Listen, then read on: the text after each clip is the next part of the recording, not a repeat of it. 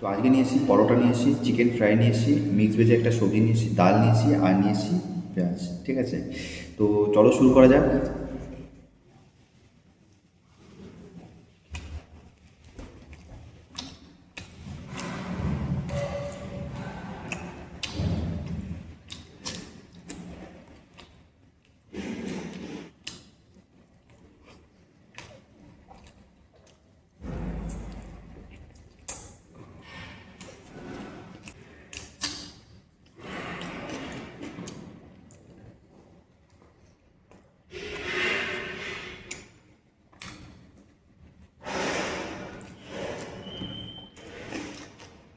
সাধারণ খাওয়া দাওয়া,